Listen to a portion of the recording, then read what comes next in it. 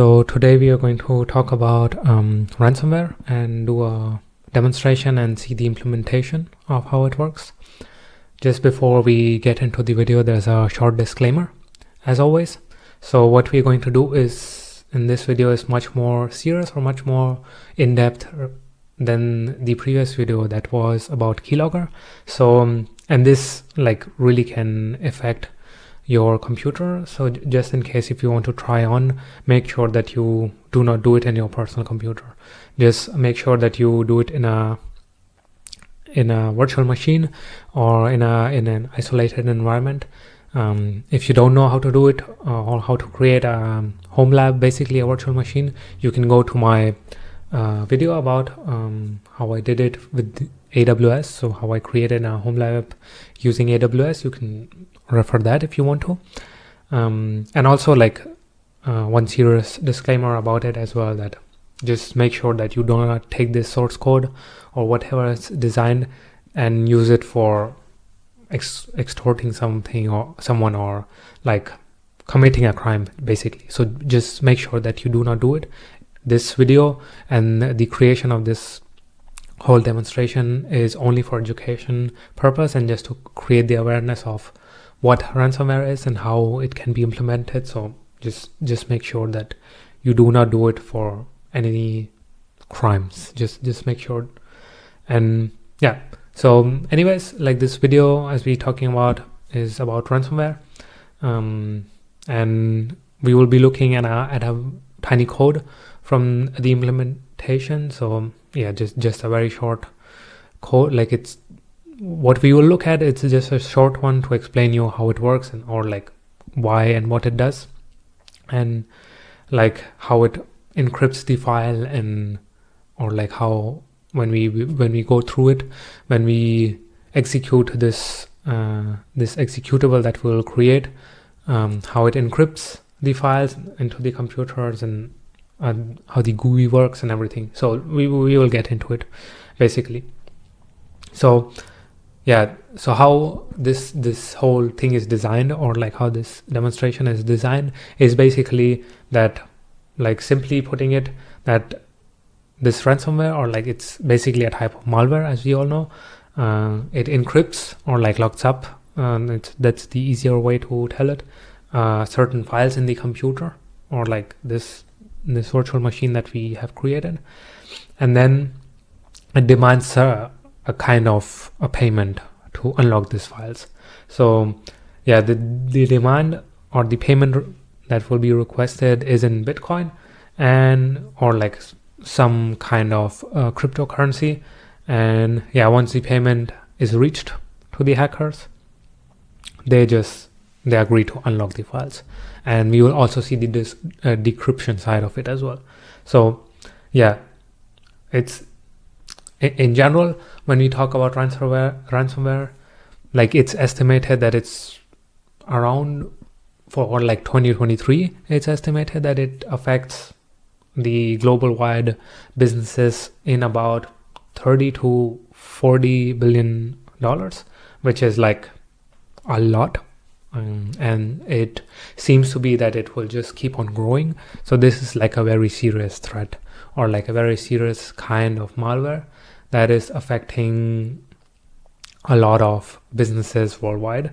And that's the priority of a cybersecurity engineer, cybersecurity personnel who just works in this department, and in general for every person who works in any certain business, because it's a big thing which disrupts everything that works in and around the business. So just for an example, we will talk about in general two mechanisms of how ransomware is implemented, or it's very complex, yes, but yeah, for an example, the delivery mechanism can be in it's in two separate ones. So the delivery mechanism tends to be more complex, and yeah, and refers to how the ransomware makes it way onto the system and how it's executed.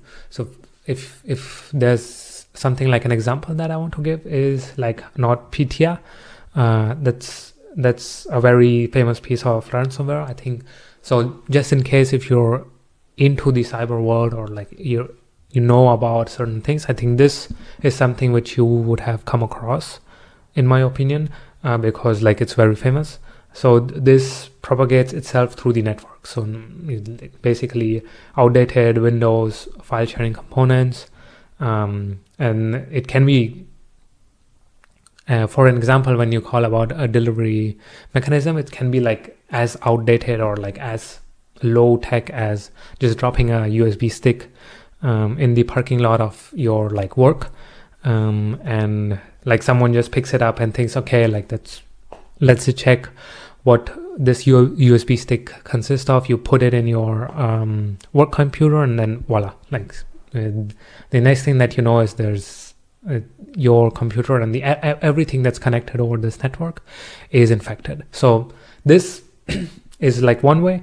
And the second, like the payload part, also, like when we talk about two different components, one is delivery mechanism and the second being payload. So the payload part of the ransomware, basically it's an actual component, so that crawls through the file system, encrypts the file. So like when we think about how it works, it encrypts the file and then alerts the user to pay the ransom. So that's how, like, there are the two ways, or the two components, which in general mix up and make it like the ransomware of how it is executed.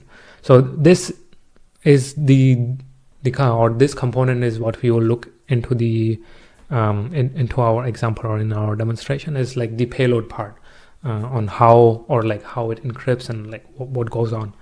So yeah, so getting into how like ransomware or like our proof of concept works, before we start, like if you want to, or like if you want to do the same thing, or like get along with the same process, or like follow along, do it in your virtual machine just to see how it works, just to see how the code works, like what it does.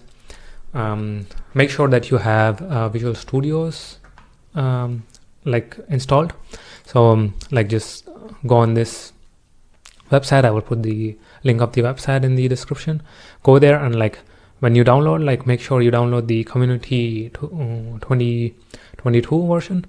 And like once you download it, and once you are on the installation page, make sure that you select the part here like as .NET desktop development, and then click on install. So once you've done this, the next part that we will do is we go into to the encryptor and the decryptor. So like I will put this, it's on my GitHub, so I will also put both the links in the description, and all you have to do is just go on this code part and then click on download zip. So for both, so here as well, and like just download the zip.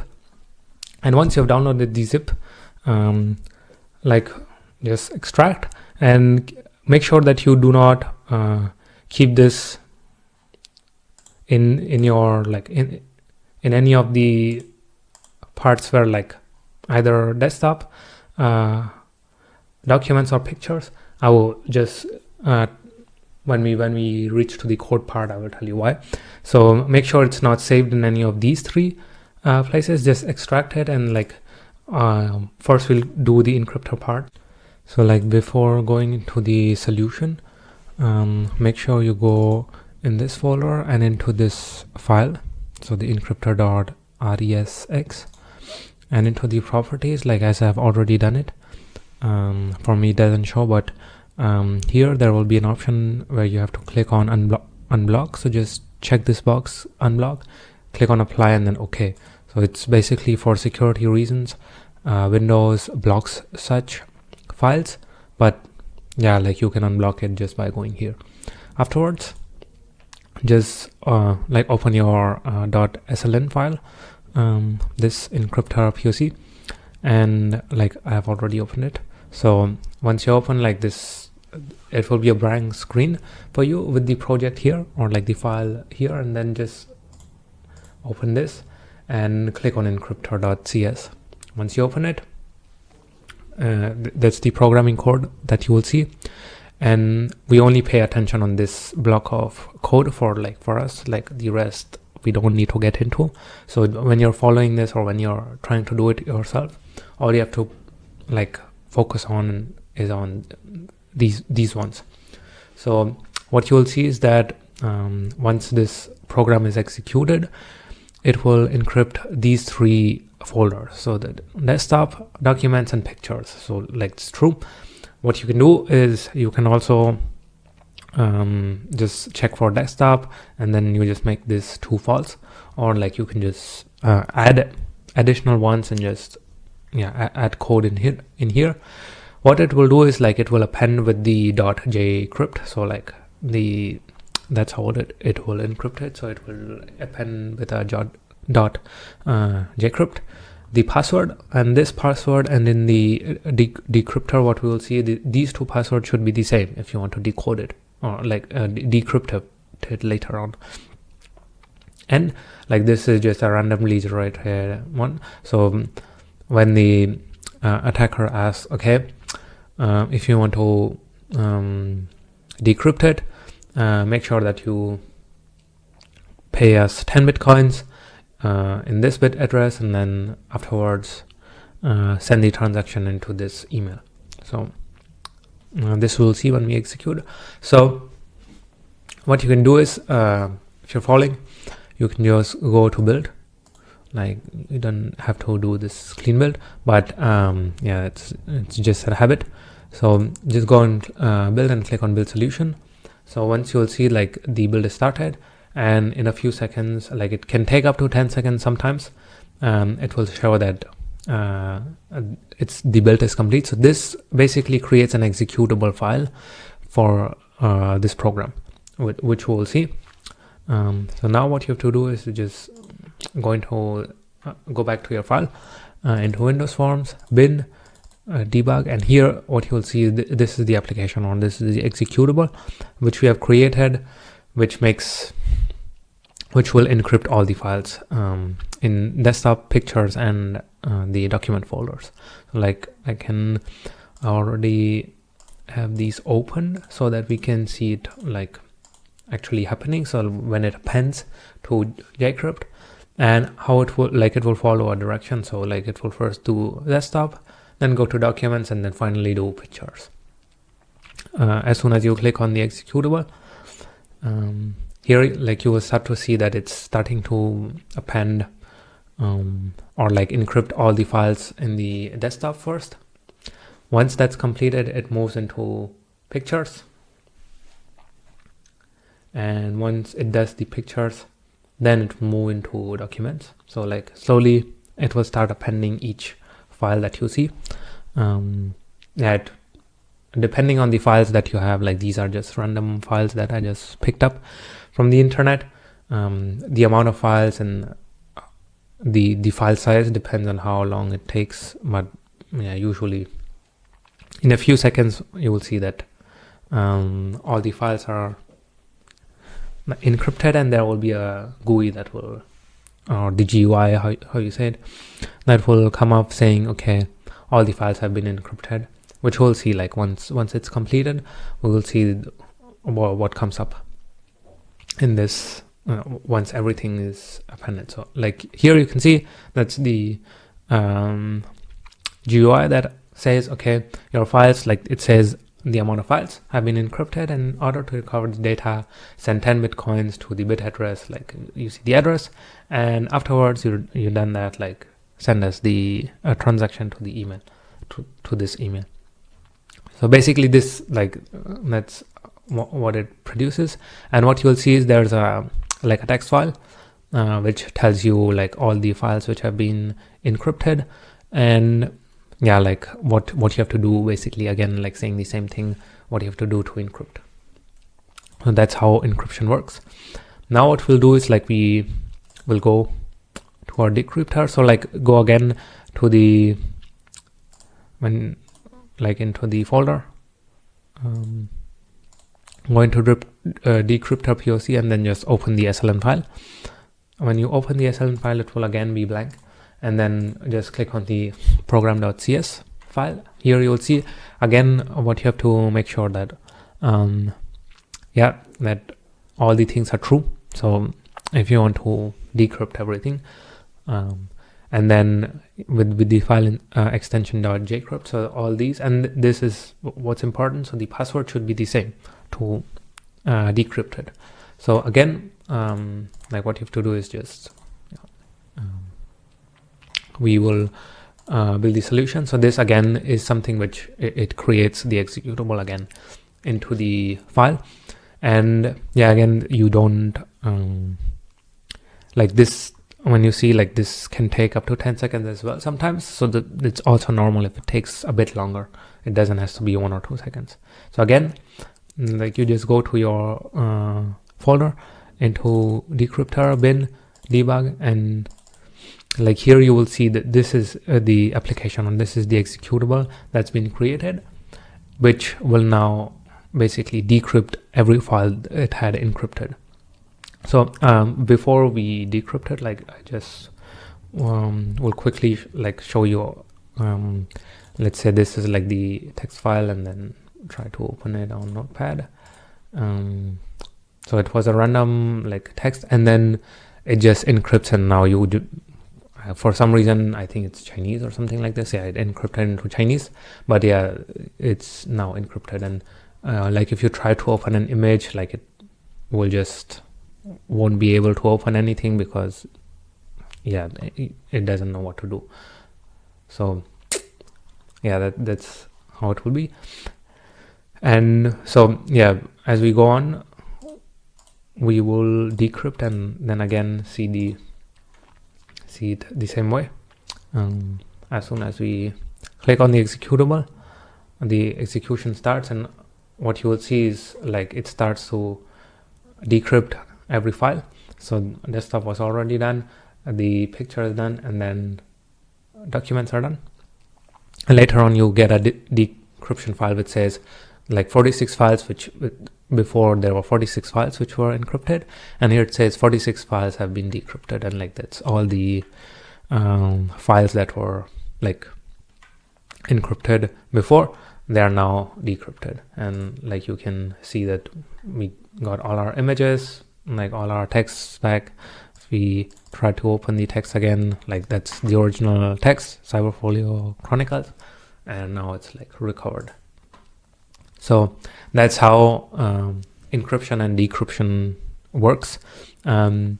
What you can also go on VirusTotal. I think like if you know about security in general, you would know about VirusTotal. So like it's a very good website where you can check if, or get to know if the executable, if an application, if a hash file, anything has been compromised, if it's like kind of a malware, and if it's been detected in which way, which all places, and it has a scoring. So like what you can do is you can just go to this quickly to this encryptor,